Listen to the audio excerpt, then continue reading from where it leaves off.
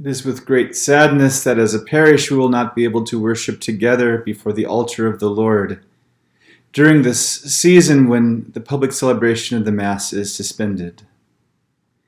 And during the time of Lent, attending Mass more frequently is part of many people's spiritual practice. But this year, we have been given a particular kind of penance. So my hope is in creating these videos of the reflections of the readings and on Scripture and on some personal reflections this time when we're away from each other, we might be able to still grow together in the Lord and as a community. I want to begin by sharing my experience of a particular kind of Lent that was a time that was unexpected and that humbled me and caused me to draw closer to the cross of Jesus Christ. See, when I was a young seminarian, I used to try to take on all sorts of difficult Lenten practices, and then I would struggle to complete them. Through the guidance of a wise spiritual director, I began to cut away the prideful outlook of trying to have a successful Lent, where I completed my challenges. I was moved to examine what God was trying to accomplish in me during this holy season. Lent became a time of opening up to God's work and not me trying to impose my own work. I soon found out that Lent was a surprising time, where I was always challenged spiritually to my very core by something I never expected. God was always at work, especially in unexpected ways. One year my brother asked me, "Michael, what are you going to do for Lent?" And I responded, "I'm not going to plan to do anything. I'm going to let God surprise me." The Lent of 2016 was a surprise. This was 4 years ago when I was assigned as the assistant at the Cathedral of St. Joseph in Hartford. The Friday after Ash Wednesday, I woke up with my knee hurting rather badly, and I brushed it off as overuse from a hard day at the gym. By the next Monday morning, I could barely walk. The next day, my body locked the joint, and I couldn't move the leg.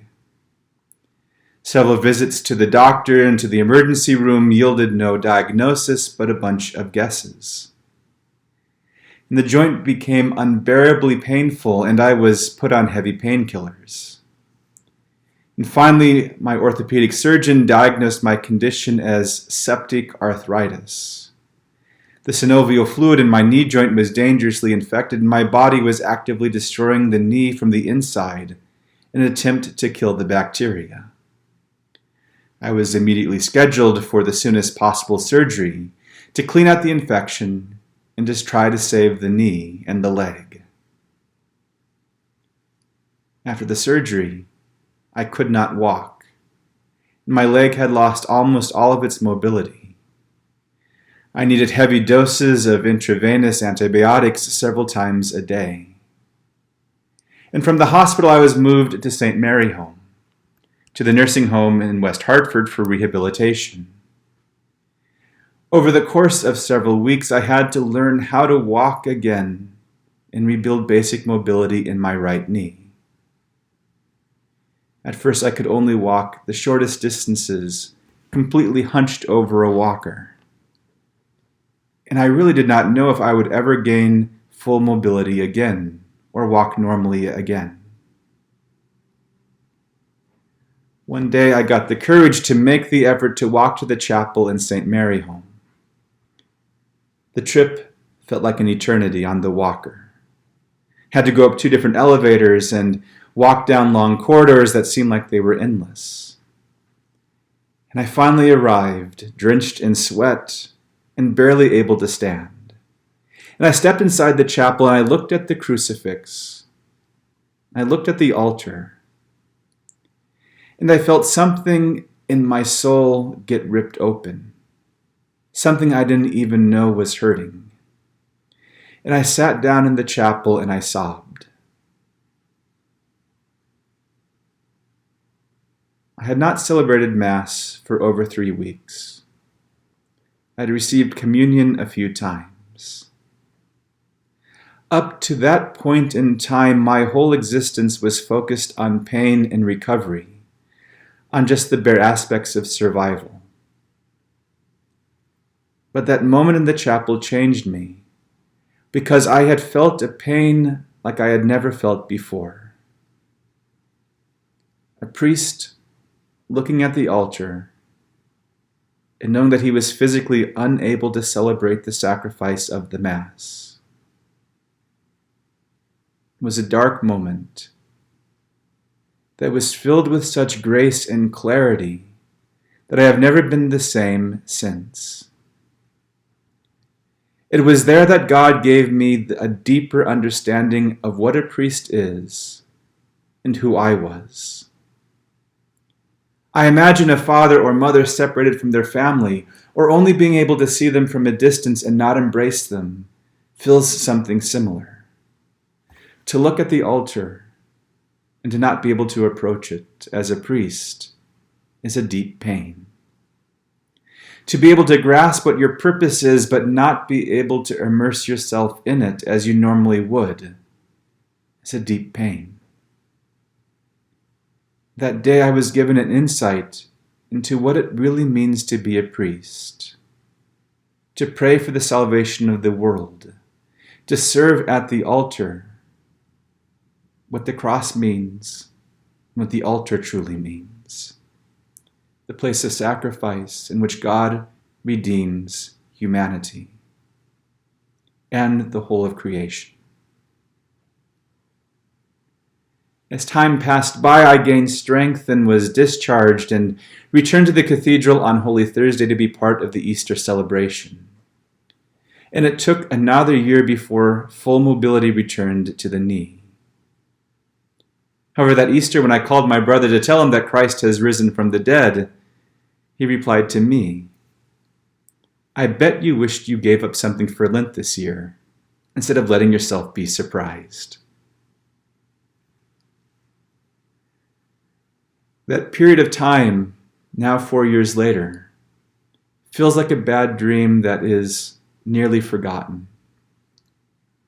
In hindsight, though, I am deeply grateful for the whole experience, as painful and as miserable as it was. And it's for this reason. I was a very proud and self-involved young priest.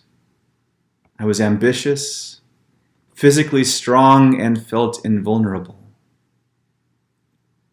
I needed to experience the cross, the meaning of the altar, and the joy of the resurrection to break me of my youthful, clerical pride. That doesn't mean that I do not still have moments of pride and self-involvement, but suffering the loss of the Mass for that time and being separated from my everyday life was a gift so that I could embrace Christ more deeply. I now call that Lent one of God's great gifts to me, a gift that I don't want to live again, but a gift that transformed me nonetheless. I had almost everything taken away so that I could see and embrace what truly matters. No one asked or expected a pandemic this Lent. We have not been given the Lent we expected. It is a surprise beyond surprises. Yet I feel echoes of my Lent of 2016.